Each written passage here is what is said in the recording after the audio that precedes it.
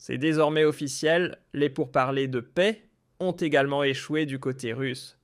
Hier, Poutine a négocié pendant 5 heures avec l'envoyé spécial Witkoff, et à l'issue de cette rencontre, il a été annoncé qu'aucune solution n'avait été trouvée. En parallèle, le Premier ministre finlandais a déclaré qu'il ne fournirait aucune garantie de sécurité à l'Ukraine. Et le Premier ministre belge est même allé jusqu'à dire qu'il ne souhaitait pas une défaite de la Russie. Et la raison derrière cette position est vraiment choquante. Jetons un œil à cette mise à jour. C'est parti. Après l'échec des négociations de paix entre les Américains et l'Ukraine le week-end dernier, tous les regards étaient tournés hier vers Moscou. L'envoyé spécial américain Witkoff a négocié directement avec Poutine et tout le monde savait déjà que le plan de paix qui en sortirait serait fortement favorable à la Russie et ne plairait sûrement pas à l'Ukraine. Mais après 5 heures de négociations, la Russie a lâché une véritable bombe en déclarant les discussions comme un échec. Poutine et Witkoff ont mis fin aux pourparlers dits constructifs et substantiels sur le conflit en Ukraine après ces 5 heures. Voici comment cela s'est déroulé. À 21h44, l'émissaire russe, Kirill Dmitriev, a partagé ses impressions sur Twitter. Il a simplement écrit « Productif ». 22 heures ans. Aucun compromis n'a été trouvé jusqu'à présent, déclare le conseiller du président russe Yuri Ushakov à l'issue de la rencontre qui a duré près de 5 heures. Il ajoute qu'aucune rencontre entre Poutine et Trump n'est prévue pour le moment. Nous avons discuté du fond, pas de formulation spécifique ni de solution concrète. Les parties voient un énorme potentiel de coopération, a affirmé Ushakov. 22h16. Certaines propositions américaines sont acceptables pour les Russes, d'autres non, a-t-il précisé. Il a également souligné que la question territoriale avait été abordée lors de la réunion. À la question de savoir si la paix s'était rapprochée ou si des avancées avaient été réalisées après ces discussions, Ushakov a répondu « Absolument aucun progrès ». Voilà, vous l'avez entendu. Yuri Ushakov, le conseiller diplomatique de Poutine, le dit très clairement, de nombreux points abordés dans les négociations sont inacceptables pour la Russie et il n'y a eu aucune avancée. Et bien sûr, comme toujours, on nous sert les éternelles formules sur une rencontre prétendument productive et substantielle, mais au fond, ce n'est que du baratin diplomatique. D'une certaine manière, on peut aussi dire que le simple fait de constater l'impossibilité de s'entendre est déjà en soi productif. Au moins, chacun sait à quoi s'en tenir. Mais quoi qu'il en soit, la Russie affirme que ce traité de paix est inacceptable et le rejette donc clairement. Et cela ne posera évidemment aucun problème à Moscou, puisque sur le champ de bataille, elle est également en position de force et finira par contraindre militairement l'Ukraine à capituler. Pendant ce temps, Poutine et Trump discutent en coulisses de toute autre chose, comme une alliance commerciale ou des enjeux géostratégiques en Arctique. Les pourparlers sur l'Ukraine ne sont en réalité qu'un théâtre formel sans la moindre conséquence concrète. Le vrai problème, c'est évidemment pour l'Ukraine qui est en train de perdre la guerre et aurait urgemment besoin d'un accord de paix. Mais comme Zelensky continue de s'accrocher à ses exigences maximales, la guerre va probablement se prolonger jusqu'à fin février, moment où l'Ukraine sera à court d'argent.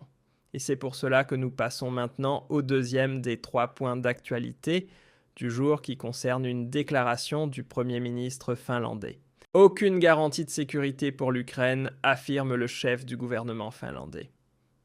Petteri Orpo a expliqué qu'il fallait faire la différence entre aide militaire et engagement mutuel de défense.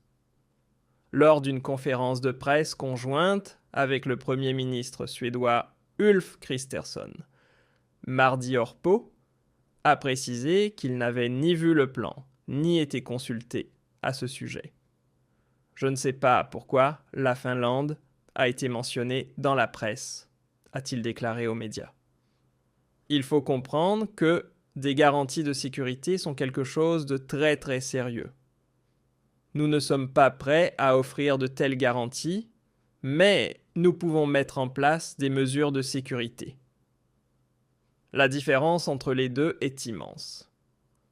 Orpo a souligné que le soutien à la sécurité de Kiev était fondamentalement différent d'un engagement mutuel de défense tel que mentionné dans le plan américain ayant fuité.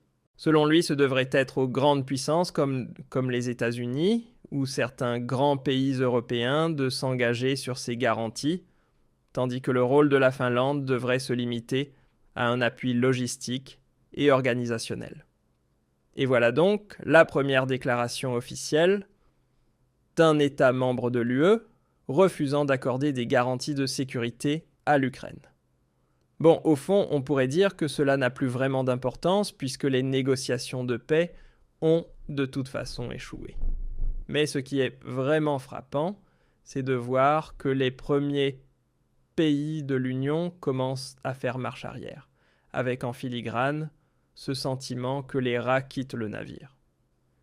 Et je pense que dans les prochains jours, d'autres pays européens feront des déclarations similaires, mettront fin à cette forme de déni de réalité et finiront par accepter la défaite de l'Ukraine. Et justement, le prochain sur la liste, c'est le Premier ministre belge. Et lui, il a même été encore plus loin dans ses propos. Croire à une défaite de la Russie est une pure illusion. Voilà ce que dit la Belgique. Le Premier ministre Alexander De Croo rejette l'idée de financer l'Ukraine au moyen d'un prêt que Kiev ne pourrait rembourser que si Moscou acceptait de verser des réparations de guerre. Le chef du gouvernement belge a lancé une nouvelle attaque contre le projet de l'UE, visant à utiliser les avoirs russes gelés pour accorder un prêt à l'Ukraine. Selon lui, c'est totalement illusoire de penser que Kiev pourrait vaincre Moscou et l'obliger à payer des réparations. Dans une interview accordée mardi au quotidien, la Libre de Croo a reconnu que la pression autour de la question du prêt était énorme.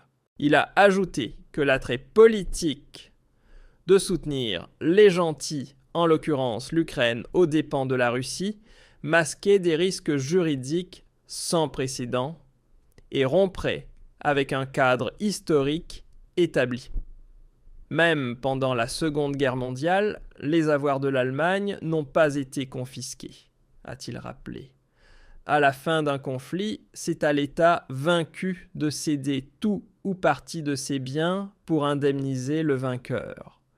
Mais sérieusement, qui croit encore que la Russie va perdre la guerre en Ukraine ? C'est un conte de fées, une pure illusion. Selon De Croo, et attention, c'est là que ça devient sérieux, il ne serait même pas souhaitable que la Russie perde la guerre, malgré les tensions actuelles, car un tel scénario entraînerait très probablement une instabilité majeure avec le risque que les armes nucléaires échappent à tout contrôle. Et c'est une déclaration vraiment lourde de sens, surtout quand elle vient d'un Premier ministre d'un pays de l'Union européenne. Réfléchissez bien, le chef du gouvernement belge affirme sans détour qu'une défaite russe n'est pas souhaitable, car cela plongerait le monde dans un chaos immense et instable, provenant d'un pays qui, rappelons-le, détient l'arme nucléaire. Et là, on touche clairement le cœur du problème. Selon les propres déclarations de Poutine, la Russie mène cette guerre en Ukraine pour défendre sa souveraineté et sa sécurité nationale. Et il faut bien avoir en tête que la doctrine nucléaire russe autorise l'usage de l'arme atomique si cette sécurité nationale est menacée. Pour l'instant, ce seuil n'a pas encore été franchi, mais ce serait le cas si la Russie venait à perdre la guerre. Et cela montre, une fois de plus, qu'un conflit contre une puissance nucléaire est par définition ingagnable, car en dernier recours, la menace d'un recours à l'arme atomique est toujours brandie et finit tôt ou tard par être mise à exécution. Et là, ce serait la fin de tout pour notre planète. Et comme l'a dit le Premier ministre, ce n'est tout simplement pas un scénario souhaitable. Bien sûr, on peut encore se demander si Poutine irait réellement jusqu'à utiliser l'arme nucléaire. Mais il faut pousser la réflexion plus loin. Que se passerait-il si la Russie perdait la guerre et que Poutine était alors renversé ou évincé du pouvoir? Souhaite-t-on vraiment voir l'arsenal nucléaire entre les mains d'un illuminé au fantasme délirant, ou pire encore, d'un politicien encore plus radical qui prendrait le pouvoir dans un contexte d'effondrement total de la Russie? Certainement pas. Et c'est bien pour cela, une fois de plus, que cette guerre en Ukraine doit cesser au plus vite, avant que des événements encore plus graves ne se produisent. Et si vous partagez ce point de vue, n'hésitez pas à laisser un pouce bleu sur cette vidéo et à la partager avec vos amis.